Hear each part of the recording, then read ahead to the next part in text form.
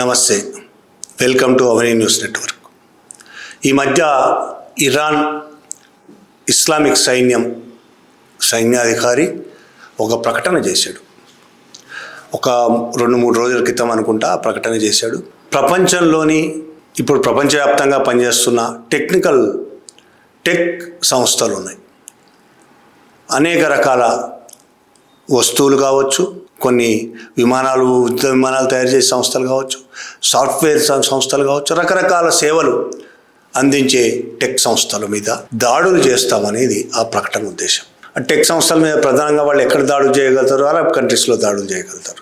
Arab countries కానీ, America కానీ, Israel కానీ. అమెరికా మీద దాడులు ఎలాగో చేయట్లేదు కాబట్టి అరబ్ కంట్రీస్ ఎట్లా అమెరికన్ మిలిటరీ బేస్లు ఉన్నాయి అరబ్ కంట్రీస్లో, అక్కడ దాడులు చేస్తారు. ఇజ్రాయెల్ ఉంటే ఇజ్రాయెల్ మీద కూడా దాడులు చేస్తామని ప్రకటించారు. ఎందుకు ఆ విధంగా ఇరాన్ ఈ టెక్ కంపెనీల మీద దాడులు చేస్తామని ప్రకటించింది? ఇవాళ రేపు చేస్తారేమో, కొద్దిగా ఆలస్యంగా కూడా చేస్తారేమో, చేయకుండా ఉండడానికి చాలా తీవ్ర ప్రయత్నాలు చేస్తున్నాయి ఆ కంపెనీల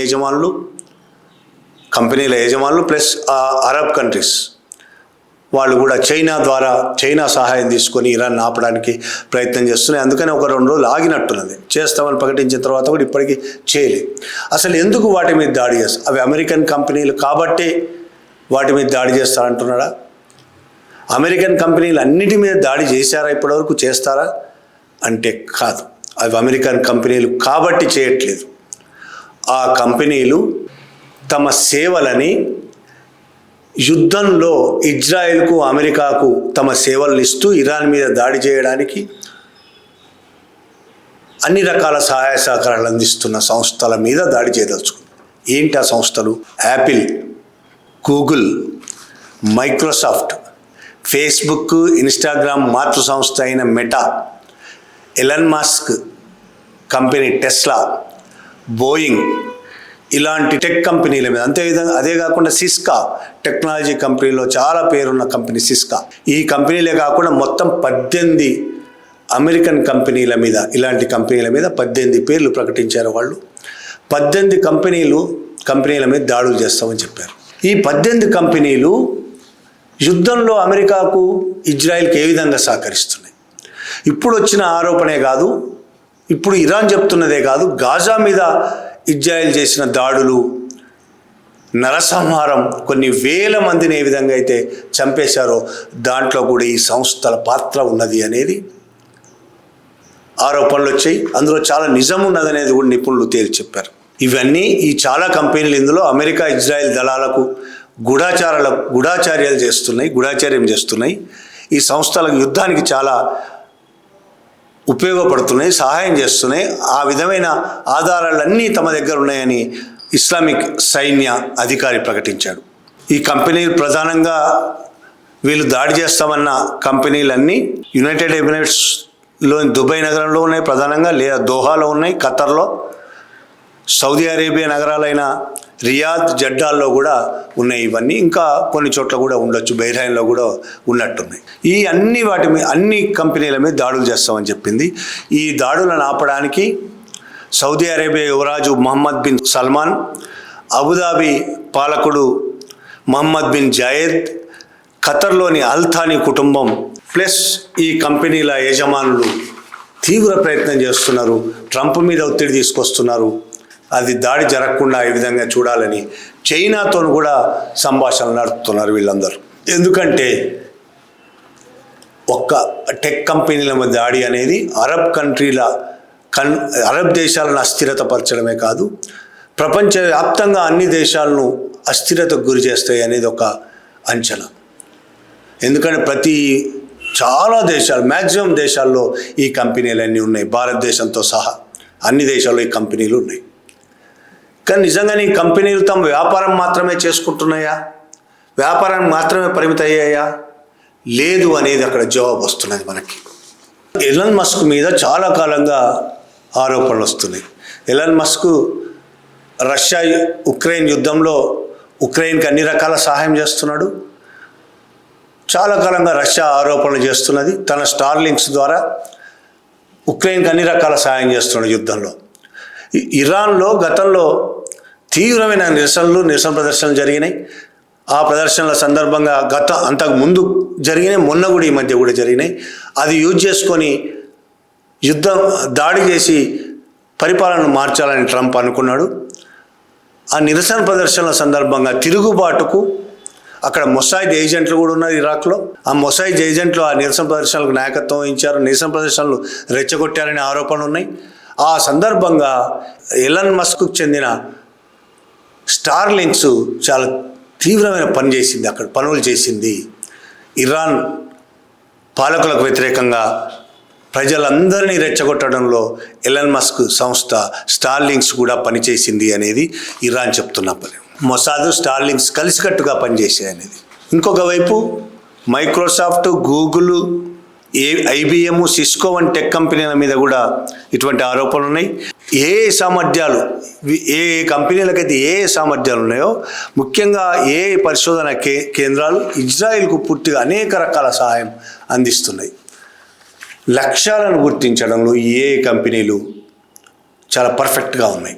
ఇరాన్లో ఏ ప్రాంతంలో నిజం చెప్పాలంటే ఈ గూఢచారం ఎంత నైపుణ్యంగా ఉంటున్నాయంటే, ఎవరు ఎప్పుడు ఎక్కడ పడుకున్నారు, ఎవరు లేచిపోయారు, ఎవరు లేచి నడిచారు, ఎన్ని గంటలకు లేస్తున్నారు, ఎన్ని గంటలకు పడుకుంటున్నారు, ఎన్ని గంటలకు ఇంట్లోకి వెళ్తున్నారు, ఎన్ని గంటలకు బయటకు వస్తున్నారు, ఏ టైంలో ఎక్కడెక్కడ సమావేశాల్లో ఇట్లా ప్రతి విషయం మనుషులకు సంబంధించే కాదు, యుద్ధ విమానాలు కావచ్చు, మిసైల్స్ రకరకాల ప్రతిదీ యుద్ధానికి సంబంధించిన ప్రతిదీ ఏదేది ఎక్కడెక్కడ ఉంది ఏంటి అనేది మొత్తం ఈ ఏఐ ప్లస్ జిపిఎస్ సిస్టమ్ ఇవన్నీ కూడా ఇజ్రాయెల్కు అప్ టు డేట్ సమాచారం ఇస్తున్నాయి.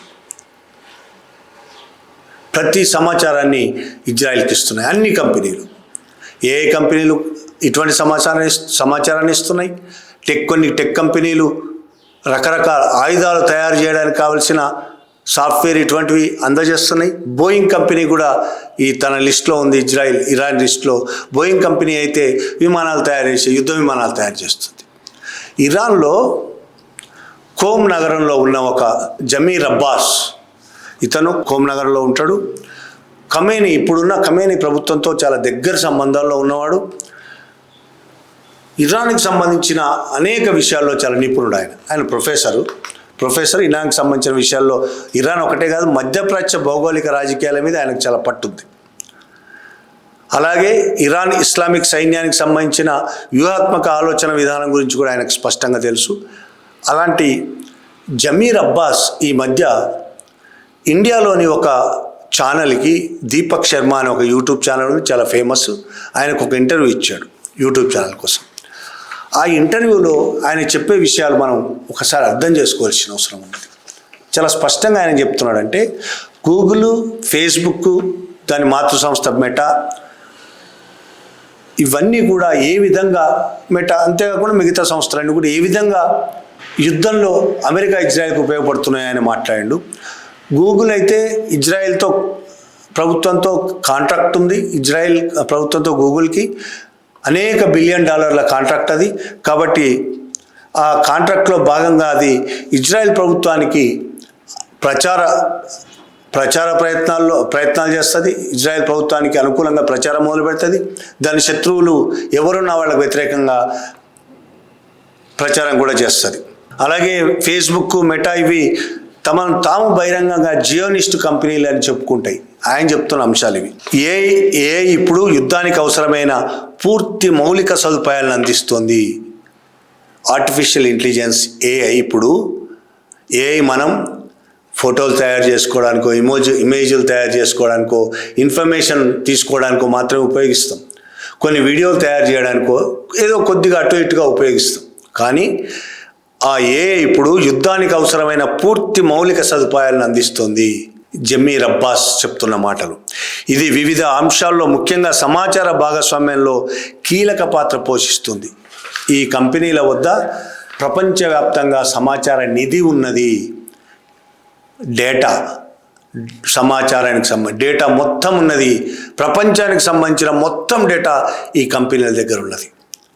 ఎవరు ఎక్కడున్నారు, వారు ఎప్పుడు నిద్రలేస్తారు, వారు ఎప్పుడు నిద్రపోయారు, గూగుల్, ఇతర కార్పొరేషన్లన్నీ ఈ అపారమైన డేటా నిధిని కలిగి ఉన్నాయి. యుద్ధ నిర్వహణలో ఈ డేటా అత్యంత కీలకమైన ఆస్తి. ఏఐ యంత్రాలకు సంబంధించింది, డ్రోన్ టెక్నాలజీ, ఇతర అధునాతన సాంకేతికలు కూడా ఈ కంపెనీలు ఇజ్రాయెల్కు, అమెరికాలకు అందిస్తున్నాయి. గూగుల్, ఫేస్బుక్లో ఎంతోమంది ఉద్యోగులు ప్రతి సంవత్సరం తాము పనిచేసే ప్రాజెక్టులు అమాయక మానవులను చంపడానికి ఉపయోగపడుతున్నాయని బాధపడుతూ రిజైన్ చేస్తూ బహిరంగంగా ప్రకటనలు చేసిన సందర్భాలు ఉన్నాయి. దేశాల అంతర్గత అస్థిరత, విధ్వంసంలో ఈ కంపెనీలన్నింటివి గణనీయమైన భాగం. ఇందులో ఎలన్ మస్క్ది ప్రథమ శ్రేణి. ఎలన్ మస్క్ వివిధ ప్రభుత్వాలకు వ్యతిరేకంగా నిరసనలు రెచ్చగొట్టడానికి స్టార్లింక్ను ఉపయోగిస్తాడు. తన కంపెనీ ద్వారా అతను ప్రపంచవ్యాప్తంగా ఉన్న ప్రభుత్వాలకు మద్దతు ఇస్తాడు లేదా వ్యతిరేకిస్తాడు. అమెరికా అనుకూల ప్రభుత్వాలకు అండగా నిలుస్తూ అమెరికా ప్రయోజనాలకు విరుద్ధంగా ఉన్న ప్రభుత్వాలకు వ్యతిరేకంగా నిరసనలు రెచ్చగొడతాడు. ఇరాన్లో జరిగిన అనేక నిరసనల విషయానికి వస్తే ఈ వ్యక్తులు స్టార్లింక్ ద్వారా ఇంటర్నెట్ కనెక్టివిటీని అందించారు. అంతేకాకుండా స్టార్లింక్ ద్వారా ప్రజలపై జరిగిన మారణ హోమానికి, సామూహిక హత్యలకు పూర్తి మద్దతు అందించారు. ఇది నేను చెప్తున్న మాట కాదు, జమీర్ అబ్బాస్ చెప్తున్న మాట. ఈ విధంగా ఒకవైపు GPS, ఇంకొక వైపు టెక్నికల్ సపోర్టు, డ్రోన్లు తయారు చేయడానికి టెక్నికల్ సపోర్టు, ఇంకొక వైపు ఇంటర్నెట్ సపోర్టు, ఇలా రకరకాల సపోర్ట్లతో ఖచ్చితమైన ఇన్ఫర్మేషన్, డేటా ఇజ్రాయెల్కు, అమెరికాకు ఇస్తూ ఈ కంపెనీలు ఇరాన్ మీద దాడి చేయడానికి పూర్తిగా సహకరిస్తున్నాయి. ఇరాన్లో వేల మంది చనిపోవడానికి సహకరిస్తున్నాయి. మొన్న ఫస్ట్ ఇరాన్ మీద దాడులు స్టార్ట్ కాగానే మొట్టమొదటి రోజే ఒక స్కూల్ మీద దాడి చేశారు. మీ అందరికి గుర్తుంటుంది. స్కూల్ మీద యుద్ధ విమానం దాడి చేస్తే 170 మంది పిల్లలు, అమాయకమైన చిన్నపిల్లలు చనిపోయారు. ఆ యుద్ధ విమానం బోయింగ్ విమానం.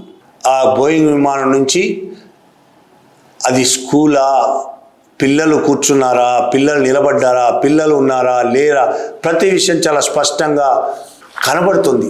ఆ విధమైన కెమెరాలు ఉన్నాయి బోయింగ్ విమానానికి. ప్రతి విషయం కింద ఏది టార్గెట్ చేసుకున్నాము, ఆ టార్గెట్లో ఎవరెవరు ఉన్నారు, మనుషులు, సైనికులు ఉన్నారా, పిల్లలు ఉన్నారా, ముసలోళ్ళు ఉన్నారా, సాధారణ పౌరులు, అన్నీ తెలుస్తుంది. అట్లా తెలిసిన తర్వాత కూడా దాడి జరిగింది. దాడి ఒక్కసారి జరగడం కాదు, ఒక్కసారి దాడి చేసి చాలామంది చచ్చిపోయారు. పిల్లలందరూ ఇక్కడక్కడ పారిపోయారు. మళ్ళీ పిల్లలందరూ ఒక దగ్గరికి వచ్చి పారిపోయే పరిస్థితి, ఒక దగ్గరికి రాగానే మళ్ళీ దాడి జరిగింది. అంటే కావాలని చూసి మరీ దాడి చేశారు బోయింగ్ విమానం ద్వారా. ఇరాన్ అదే ప్రకటిస్తుంది, బోయింగ్ విమానాలు తయారు చేసే కంపెనీల మీద నేను దాడులు చేస్తా అని చెప్తున్నది. గూగుల్ మీద, మెటా మీద, ఎలన్ మస్క్ సంబంధించిన టెస్లా మీద, బోయింగ్ మీద, ఇంకా అనేక కంపెనీల మీద తను దాడులు చేస్తా అని చెప్తున్నది. ఈ దాడుల కారణాలు ఏంటో చాలా వివరంగా ఇరాన్ ప్రపంచానికి చెప్తున్నది. వాళ్ళు ఏ విధంగా యుద్ధంలో ఉపయోగపడుతున్నారో ఇజ్రాయెల్కు, అమెరికాకు స్పష్టంగా చెప్తున్న ఇరాన్. దీని మీద చాలా తీవ్రంగా గతంలో కూడా ఇజ్రాయెల్ గాజా మీద దాడి చేసినప్పుడు అనేక మంది పసివాళ్లను, ముద్దులను హత్యలు చేసింది ఇజ్రాయెల్. అప్పుడు కూడా ఈ టెక్ సంస్థలు మొత్తం ఇజ్రాయెల్కి ఉపయోగపడ్డాయి. హమాస్ వాళ్ళు ఎక్కడున్నారు, పిల్లలు ఎక్కడున్నారు, ఎవరెవరు చంపాలి, హాస్పిటల్ ఎక్కడుంది, స్కూల్ ఎక్కడుంది, ఫలానా హాస్పిటల్ ఎక్కడుందో గూగుల్ తన GPS ద్వారా అది హాస్పిటల్ ఫలానా చోట ఫలానా హాస్పిటల్ ఉందని ఇజ్రాయెల్కి ఇన్ఫర్మేషన్ ఇవ్వడం, ఆ హాస్పిటల్ మీద ఇజ్రాయెల్ దాడి చేయడం, ఇట్లా చాలా కొన్ని వేల మందిని చంపి ఆ రక్తంతో ఈ సంస్థలు నడుస్తున్నాయి. గూగుల్ కొన్ని లక్షల మంది పసిపిల్లల, వృద్ధుల, అనేక మంది అమాయకుల ప్రాణాలు తీసి ఆ రక్తంతో గూగుల్ నడుస్తుంది, ఆ రక్తంతో మెటా నడుస్తుంది, ఆ రక్తంతో టెస్లా నడుస్తుంది, ఆ రక్తంతో మైక్రోసాఫ్ట్ నడుస్తుంది, ఇంకా చాలా సంస్థలు ఆ రక్తంతో నడుస్తున్నాయి. ఆ రక్తదాహం ఉన్న వ్యాపారం పేరుతో అది ఒక్క వ్యాపారమే చేయడం లేదు. వ్యాపారం చేస్తే తన ఇన్ఫర్మేషన్ మొత్తం అమెరికాకు వ్యతిరేకంగా ఉన్న దేశాలకు కూడా ఇవ్వాలి. వ్యాపారం చేస్తే అమెరికాకు వ్యతిరేకంగా ఇరాన్ కూడా వాళ్ళ దగ్గర కొంటే ఇరాన్కి కూడా ఇవ్వాలి కదా, ఇవ్వదు. అది అమెరికాకి ఇస్తుంది. అమెరికాకు సపోర్ట్ చేసే దేశాలకు మాత్రమే ఈ విధమైన మిలిటరీ పరమైన గూఢాచార్యం చేసి పెడతాయి ఈ కంపెనీలన్నీ. అందుకనే ఆ కంపెనీల మీద దాడి చేస్తానని ఇరాన్ ప్రకటించింది. ఆ దాడి ప్రపంచవ్యాప్తంగా ఎంత బీభత్సం సృష్టిస్తుందో, ప్రపంచవ్యాప్తంగా అన్ని దేశాల్లో దాడులు చేయకపోవచ్చు, ఒక 4-5 దేశాల్లోనే ఆ కంపెనీల మీద దాడులు చేయొచ్చు. చేస్తే మొత్తం ప్రపంచవ్యాప్తంగా ఇది ప్రభావం చూపిస్తున్నది ఆ కంపెనీల మీద. ఆ కంపెనీ షేర్లు పడిపోతాయి, ఆ కంపెనీ చాలా నష్టాల్లో కూరుకుపోతుంది, మొత్తంగా దెబ్బతింటుంది, చాలా తీవ్రంగా దెబ్బతింటుంది. ఒకవేళ అమెరికా, అరబ్ కంట్రీస్ ప్లస్ ఈ కంపెనీల యజమానులు చేస్తున్న ప్రయత్నాలు, అమెరికాతోనో రష్యాతోనో మాట్లాడి ఇరాన్ నొప్పించి దాడులు చేయకుండా ఉంచే ప్రయత్నాలు సక్సెస్ అవుతే దాడులు జరగవు. అది ఫెయిల్ అయితే దాడులు జరిగి చాలా తీవ్రమైన టెక్ కంపెనీల్లో తీవ్రమైన సంక్షోభం సృష్టించే అవకాశం ఉంది. Thank you very much.